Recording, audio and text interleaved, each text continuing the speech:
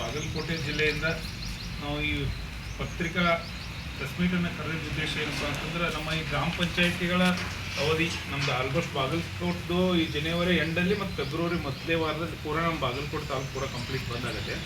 ಇದನ್ನ ಸರ್ಕಾರ ದಿನಾಂಕ 16/1/2026 ಕರ್ನಾಟಕ ಸರ್ಕಾರ ಒಂದು ಆದೇಶ ಹೊರಡಿಸಿದೆ.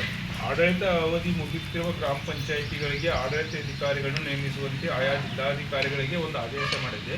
ಸೊ ಇವಾಗ ನಮ್ಮ ಕರ್ನಾಟಕ ರಾಜ್ಯ ಗ್ರಾಮ ಪಂಚಾಯಿತಿ ಸದಸ್ಯರ ಮಹಾ ಒಕ್ಕೂಟದಿಂದ ನಾವೇನು ಮಾಡಿದ್ದೀವಿ, ಈಗ ಹೆಂಗಾರು ಜಿಲ್ಲಾ ಪಂಚಾಯಿತಿ ಮತ್ತು ತಾಲೂಕು ಪಂಚಾಯಿತಿ ಎಲೆಕ್ಷನ್ 5 ವರ್ಷದಿಂದ ನಡೆಸೇ ಇಲ್ಲ. ಈಗ ಇರೋದು ಒಂದೇ ಗ್ರಾಮ ಪಂಚಾಯಿತಿ.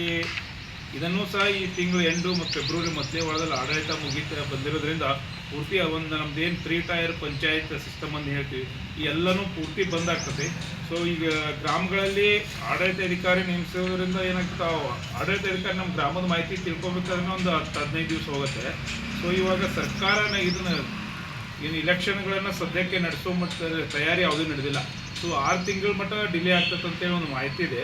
ಮೊನ್ನೆ ಚುನಾವಣಾಧಿಕಾರಿಗಳು ಜೂನ್ ಅಥವಾ ಮೇ ಎಂಡಲ್ಲಿ ಇಲೆಕ್ಷನ್ ಮಾಡ್ತೀನಿ ಅಂತ ಹೇಳ್ತಾ ಇದ್ದಾರೆ. ಅಲ್ಲಿವರೆಗೆ 6 ತಿಂಗಳವರೆಗೆ ಆಡಳಿತಾಧಿಕಾರಿ ನಡೆಸೋದ್ರಿಂದ ನಮ್ಮ ಗ್ರಾಮ ಪಂಚಾಯಿತಿ ಆಡಳಿತ ಸಂಪೂರ್ಣ ಹದಗೆಟ್ಟು ಹೋಗ್ತದೆ. ಊರಲ್ಲಿ ಯಾವುದೇ ಥರದ ಕೆಲಸಗಳಾಗಂಗಿಲ್ಲ.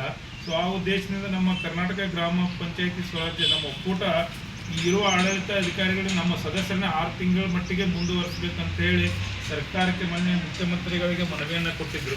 ಆ ಅವಧಿ ಹೊಳೆ ಪ್ರಿಯಾಂಕಾ ಖರ್ಗೆ ಅವ್ರ ಜೊತೆ ಒಂದು ಮೀಟಿಂಗಲ್ಲಿ ಮಾತಾಡಿದರು.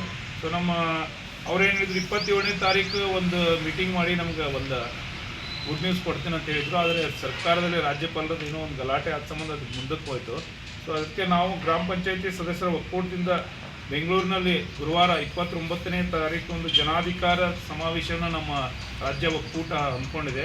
ಅದೇ ಥರನ ನಾವು ನಮ್ಮ ಬಾಗಲಕೋಟೆ ತಾಲೂಕಿಂದ ಜಿಲ್ಲೆಯಿಂದ ನಮ್ಮ ಗ್ರಾಮ ಪಂಚಾಯಿತಿ ಸದಸ್ಯರು ಎಲ್ಲ ಹೋಗಿ ಈ ನಮ್ಮ ಗ್ರಾಮ ಪಂಚಾಯಿತಿ ಸದಸ್ಯರ ಅವಧಿಯನ್ನು 6 ತಿಂಗಳು ಮುಂದುವರಿಸಬೇಕಂತ ನಾವು ನಿಮ್ಮ ಪತ್ರಿಕೆ ಮುಖಾಂತರ ಕೊಡ್ತಾ ಇದ್ದೀವಿ.